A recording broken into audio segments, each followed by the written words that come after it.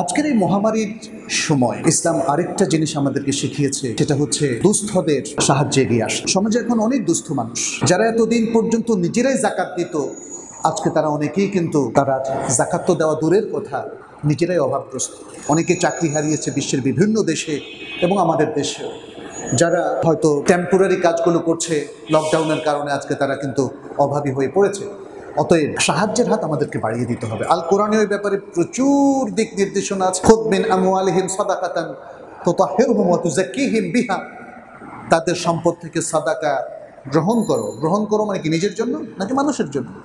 রাসূল সাল্লাল্লাহু আলাইহি ওয়াসাল্লাম আজীবন সাদাকা নিয়ে মানুষের মধ্যে বন্টন করে দিয়েছেন। সাদাকা, যারা সাদাকা প্রদান করে তাদেরকে এবং তাদের সম্পদ উভয়টাকে পবিত্র করে। ওয়াফি আমওয়ালিহিম হাক্কুন লিসসাইল ওয়াল মাহরুম, এবং তাদের সম্পত্তির মধ্যে রয়েছে যাচনাকারী এবং বঞ্চিত মানুষদের হক। অতএব যারাই আজকে কম বেশি মোটামুটি সচ্ছল, মনে রাখবেন আপনাদের সাহায্যের হাতকে আজকে প্রসারিত করতে হবে। এবং এই সাহায্যের হাত প্রসারিত করার জন্যে রাসূলুল্লাহ সাল্লাল্লাহু আলাইহি ওয়াসাল্লাম সুন্দর সুন্দর প্যাকেজ ঘোষণা করেছে। যারা সাহায্যের হাত প্রসারিত করেন, অন্যের উপর থেকে বিপদের এই ঘনঘটা সরিয়ে দেন, সেই প্যাকেজগুলোর মধ্যে অল্প দু একটি বলছি। আল্লাহ রাসূল সাল্লাল্লাহু আলাইহি ওয়াসাল্লাম বলেন, মান নাফাসা আন মুমিনিন কুরবাতান মিন কুরাবিদ দুনিয়া, যে ব্যক্তি কোনো মুমিন থেকে দুনিয়ার কোনো বিপদ দূর করে দেয়, নাফাসাল্লাহু আনহু কুরবাতান মিন কুরাবি ইয়াউমিল কিয়ামাহ, আল্লাহ তাআলা কিয়ামতের বিপদগুলোর মধ্য থেকে একটা বিপদ তার থেকেও দূরে সরিয়ে দেন। ওমাইয়াসরা আলা মুসিরিন, আর যে ব্যক্তি কোনো অভাবগ্রস্ত লোকের জন্য সহজ করে দেয়, তার অভাব দূর করে দেয়। এখানে তাইসির মানে তার অভাবটা, খুব কঠিন অবস্থায় নিপতিত এক ব্যক্তিকে তার এই কঠিন অবস্থা দূর করতে সাহায্য করে। ইয়াসসারাল্লাহু আলাইহি ফিদ দুনিয়া ওয়াল আখিরাহ, আল্লাহ দুনিয়া এবং আখিরাতে তার জন্য সব কিছু সহজ করে দেবেন। ওয়ামান সাতারা মুসলিমান, আর যে ব্যক্তি কোনো মুসলিমের দোষ গোপন রাখে, সাতারাহুল্লাহু ফিদ দুনিয়া ওয়াল আখিরাহ, আল্লাহ তাআলা দুনিয়া এবং আখিরাতে তার দোষকেও গোপন করবেন। ওয়াল্লাহু ফি আউনিল আবদি মা কানাল আবদু ফি আউনি আখিহি, আর আল্লাহ তার বান্দার সাহায্যে সার্বক্ষণিকভাবে থাকবেন যতক্ষণ পর্যন্ত বান্দা তার ভাইয়ের সাহায্যে থাকে। সহিহ মুসলিমের হাদিস। সুবহানাল্লাহ। আজকের এই প্রেক্ষাপটে আমাদের যাদের খোরাকি আছে, অতিরিক্তটা আমরা ভাইদের সাথে শেয়ার করতে পারি। এটা ইসলামের শিক্ষা। প্রচুর টাকা থাকলে অল্প কিছু টাকা দেবেন এটা নয়, বরং নিজের কিছু থেকে আমরা যদি এভাবে দেওয়া শুরু করি, তাহলে এদেশের সারা বিশ্বের মানুষের আর কোনো সমস্যা থাকে না। কয়েক রকমে দিতে পারি। প্রথমত, দুস্থ জায়গাগুলোতে আমরা খাদ্য বন্টনের ব্যবস্থা করতে পারি, বা তাদের যে হাজাতগুলো আছে সেটা পূরণের, তাদের চিকিৎসার যে খরচ সেখানে সাহায্য করা।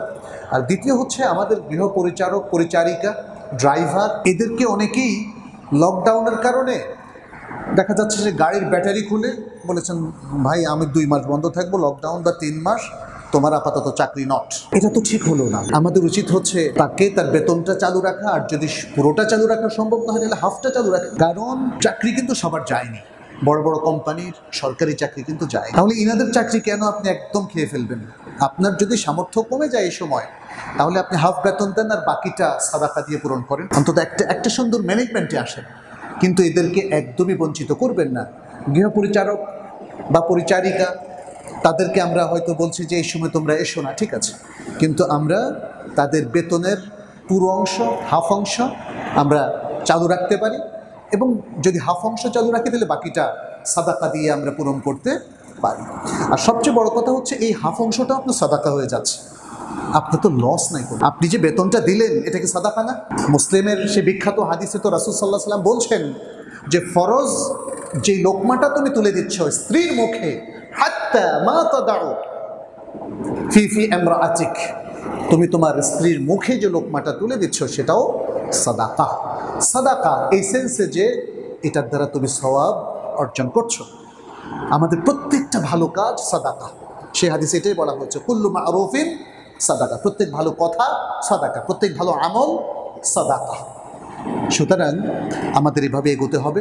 আমরা আমাদের আত্মীয় স্বজন, আমাদের কর্মচারী, আমাদের আশেপাশের ভাই বেরাদার যারা কষ্টের মধ্যে আছে, আসুন তাদের খোঁজ খবর রাখি, তাদের জন্য সাহায্যের হাতটা বাড়িয়ে দেই এই সময়ের মধ্যে।